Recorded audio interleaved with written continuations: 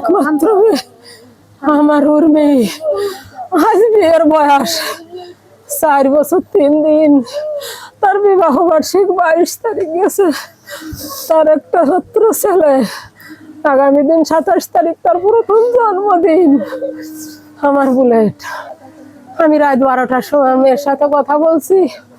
আমার মেয়ে বলছে, মা বুলেট বাড়ি এসতেছে, ও তো কি জানো পনির ভালো খায়, আমি রান্না করছি। ও বিরিয়ানি খায়, আমি রান্না করছি। ও বলছে 1-1:30টায় আসবো, তো আসতেছে, তুমি ঘুমায় পড়ো। আমি তো ঘুমাই গেছি, আমার আর জানাই নাই। সকালবেলা ফোন দিয়ে বলতেছ, মা বুলেট তো আসছি না। ওই যে আমি জানলাম। এখন বলতে পারে আমার আগে বছরের নাতি, আর 4 বছর বিবাহিত, তার জীবন কাটছে, কিভাবে তার এই জীবনটা যাবে? পারবেন এই হিন্দু নিধনের বিচার করতে? আপনারা পারবেন? যদি পারেন, আমরা হাজার হাজার লোকের আপনারা সাক্ষাৎকার নিয়ে যান। পারবেন কি? একটু কথা দিয়ে যান। পারবেন? আমার নাতির মুখের দিকে একটু দাঁড়ান, তার মুখের দিকে একটু তাকান। আমার জামাইয়ের মতো জামাই ছিল না, অত সৎ, অত নিষ্ঠা। তো চেহারায় মানুষের অনেকটা প্রকাশ পায়, আপনারা দেখেন। ওরে কিভাবে মেরেছে, ওরে এত কষ্ট দিয়েছে রে।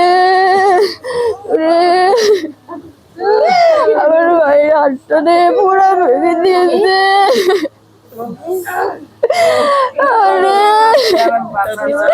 আমার বাইরে এইভাবে মেরেছে, ওরে তাদের জন্য ফাঁসি হয় রে। আমার বাইরে পাবো না, ঠিক আছে, তাদের জন্য শাস্তি হয় রে।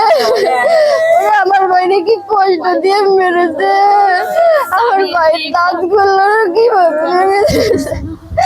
ওরে আমার ভাই, ওই তাদের জন্য ফাঁসি হয় রে। তাদের কোথায় ফাঁসি দেবে? আমরা সবাই নিজের চাইলে তাদের ধরে ফাঁসি দিতে হবে। তারা কেন এইটা করছে?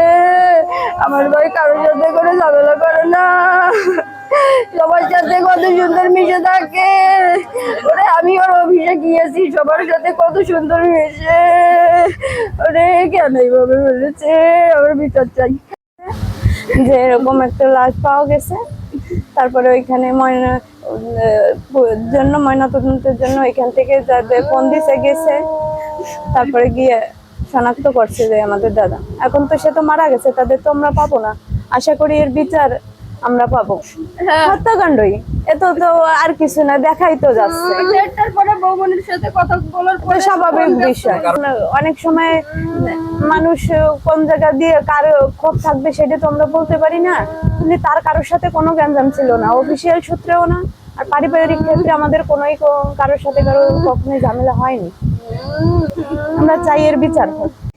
কাস্টমের চাকরিরত অবস্থায় সে ছিল, তাকে এলাকার মানুষ যথেষ্ট পছন্দ করত এবং তার ন্যায়নিষ্ঠতা, তার চলাফেরা, তার গুণের যে কি বলবো, এটা আমাদের ভাষায় আমরা বলতে পারি না।